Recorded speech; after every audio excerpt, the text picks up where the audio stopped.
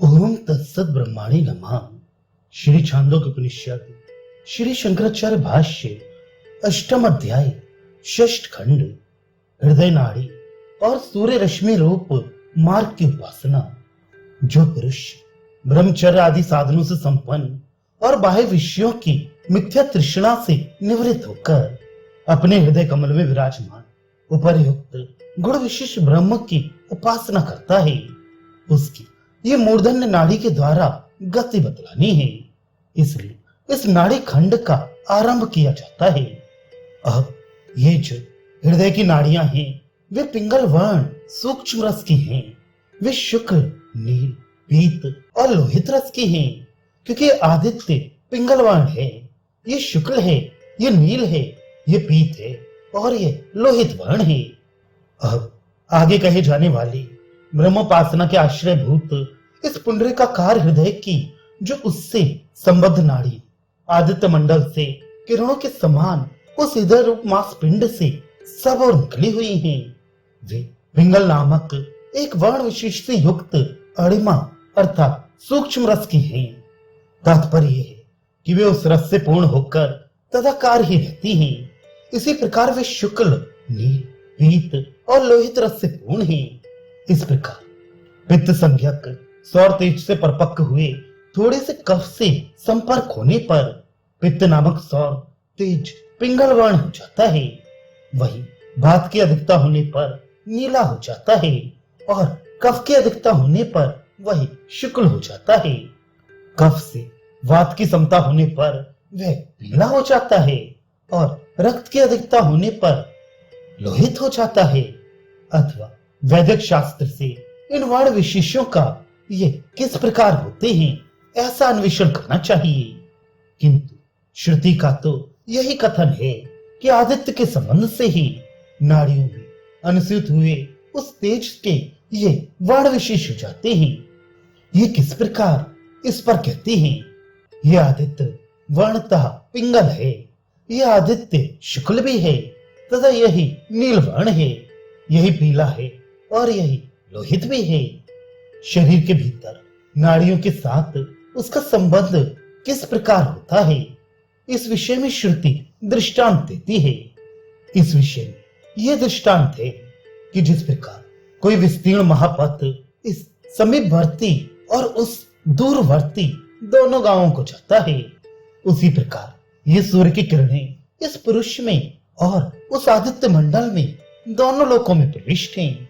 वे निरंतर इस आदित्य से ही निकली हैं और इन नाड़ियों में व्याप्त हैं, तथा जो इन नाड़ियों से निकलती हैं वे इस आदित्य में व्याप्त हैं।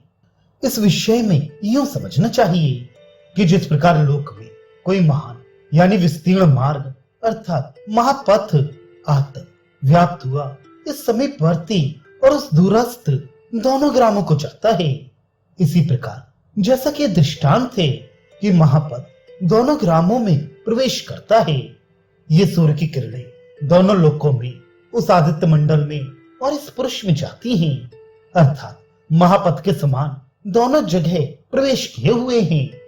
किस प्रकार प्रवेश किए हुए हैं, वे इस आदित्य मंडल से फैलती हैं और शरीर में उन प्रयुक्त पिंगल आदि वर्णों वाली नाड़ियों में गत अर्थात प्रविष्ट होती हैं तथा इन नाड़ियों से व्याप्त होती अर्थात प्रवृत्त होकर फैलती हुई इस आदित्य मंडल में प्रवेश करती हैं। रश्मि शब्द स्त्रीलिंग और पुल्लिंग दोनों लिंगों का होने के कारण उनके लिए ते ऐसा कहा गया है। ऐसी अवस्था में जिस समय ये सोया हुआ भली प्रकार लीन हुआ पुरुष सम्यक प्रकार से प्रसन्न होकर स्वप्न नहीं देखता, उस समय ये इन नाड़ियों में चला जाता है, तब इसे कोई पाप स्पर्श नहीं करता और यह तेज से व्याप्त हो जाता है। उस अवस्था में होने पर जहां जिस समय ये जीव इस स्वप्नावस्था अर्थात निंद्रा को प्राप्त होकर सो जाता है। निंद्रा दो प्रकार की है। तात्पर्य है कि जिस समय वह जिसकी संपूर्ण इंद्रिय वृत्तियों का उपसंहार हो गया है ऐसा हो जाता है, इसलिए बाह्य विषयों के संपर्क से प्राप्त हुई मलिनता का अभाव हो जाने के कारण यह सम्यक प्रकार से प्रसन्न संप्रसन्न होता है। तात्पर्य यह है कि इसलिए स्वप्न विषयकार से भाषित होने वाले मानसिक स्वप्न प्रत्यय को नहीं जानता, अर्थात उसका अनुभव नहीं करता। जिस समय इस प्रकार सो जाता है उस समय सूर्य के तेज से पूर्ण हुई उन पूर्वोक्त नाड़ियों में गत अर्थात प्रविष्ट होता है। तात्पर्य यह है कि वह इन द्वारभूत नाड़ियों से हृदय काश में पहुंच जाता है। सत संपत्ति सत को प्राप्त हो जाने के सिवा और कहीं स्वप्न का आदर्शन नहीं होता। सत को प्राप्त हुए उस प्राणी को कोई भी धर्म अधर्म रूप पाप स्पर्श नहीं करता, क्योंकि उस अवस्था में आत्मा अपने स्वरूप में स्थित हो जाता है। जो जीव देह और इंद्रियों से विशिष्ट है उसी को सुख दुख रूप अपने कार्य प्रदान करके पाप स्पर्श कर सकता है। सत को प्राप्त हुए स्वरूप अवस्थित आत्मा को स्पर्श करने का कोई भी पाप साहस नहीं कर सकता, क्योंकि वह उसका विषय नहीं है, अन्य ही अन्य का विषय हुआ करता है। और सत को प्राप्त हुए जीव का किसी से भी किसी भी कारण से अन्य है नहीं। आत्मा का जागृत यह स्वप्न अवस्था को प्राप्त होना तथा बाह्य विषयों को अनुभव करना ही स्वरूप से चित होना है, क्योंकि अविद्या रूप काम और कर्म का बीज ब्रह्म विद्या रूप अग्नि से दग्ध न होने के कारण ही रहता है। ऐसा हम पहले कह चुके हैं, उसी पर यहां भी विश्वास करना चाहिए। जिस समय यह जीव इस प्रकार सो जाता है उस समय सब ओर से नाड़ी के अंतर्गत और तेज से संपन्न व्याप्त हो जाता है। इसलिए तब इसकी इंद्रियां बाह्य विषयों के भोग के लिए चक्षु आदि नाड़ियों के द्वारा विशेष रूप से अप्रसृत अर्थात निरुद्ध हो जाती हैं। इसी से इंद्रियों का निरोध हो जाने के कारण अपने स्वरूप में ही स्थित हुआ ये जीव स्वप्न नहीं देखता। ऐसा होने पर अब जिस समय ये जीव शरीर की दुर्बलता को प्राप्त होता है उस समय उसके चारों ओर बैठे हुए बंधुजन कहते हैं, क्या तुम मुझे जानते हो? क्या तुम मुझे जानते हो? वह जब तक इस शरीर से उत्क्रमण नहीं करता तब तक उन्हें जानता है।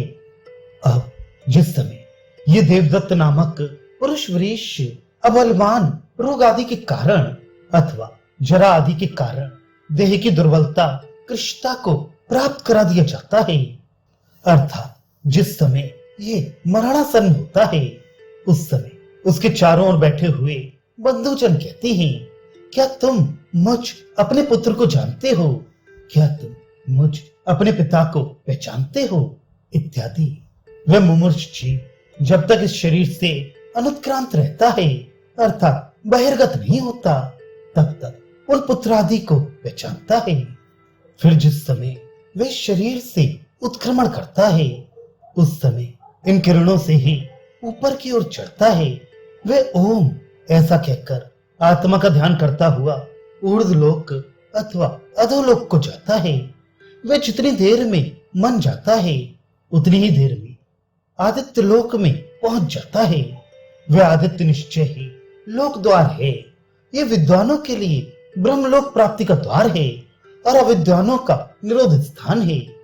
फिर जिस समय यह इस शरीर से उत्क्रमण करता है तब वह अज्ञानी अपने कर्मों के अनुसार उपार्जित लोकों के प्रति इन उपर्युक्त किरणों के द्वारा ही ऊपर चढ़ता है, तथा दूसरा जो उपर्युक्त साधनों से संपन्न ज्ञानी निर्गुण उपासक है वह ओंकार के द्वारा पूर्वक आत्मा का ध्यान करता हुआ। तात्पर्य यह है कि यदि वह विद्वान होता तो ऊर्ध्व लोकों को और अविद्वान होता है तो अधोलोकों को अर्थात जाता है। वह उत्क्रमण करने वाला विद्वान जितनी देर में मन जाता है अर्थात जितने समय में मन को कहीं ले जाया जाता है उतने ही समय में आदित्य लोक में पहुंच जाता है। तात्पर्य यह है कि वह शीघ्र चलता है। इससे यह बतलाना विष नहीं है कि उतने ही समय में पहुंचता है। वह आदित्य लोक में क्यों जाता है यह बतलाया जाता है। यह जो आदित्य है वह निश्चय ही ब्रह्मलोक का प्रसिद्ध द्वार है। उस द्वारभूत आदित्य के द्वारा विद्वान ब्रह्मलोक को जाता है, अतः इस द्वार से विद्वान ब्रह्मलोक को प्राप्त होते हैं। इसलिए यह विद्वानों का प्रपदन है निरोधन का नाम निरोध है। इस आदित्य से अविद्वानों का निरोध होता है, इसलिए यह निरोध है। तात्पर्य है कि अविद्वान लोग सौर तेज के द्वारा ही देह में ही निरुद्ध होकर मूर्धन नाड़ी से उत्क्रमण नहीं करते। इस विषय में यह मंत्र है। हृदय की 101 नाड़ियां हैं, उनमें से एक मस्तक की ओर निकल गई है। उसके द्वारा ऊपर की ओर जाने वाला जीव अमृत को प्राप्त होता है। शेष इधर उधर जाने वाली नाड़ियां केवल उत्क्रमण का कारण होती हैं, उत्क्रमण का कारण होती हैं, उनसे अमृत की प्राप्ति नहीं होती। इस उपयुक्त अर्थ में ये श्लोक यानी मंत्र है। मास के पिंडभूत हृदय से संबंध रखने वाली 101 अर्थात एक ऊपर 100 प्रधान नाड़ियां हैं।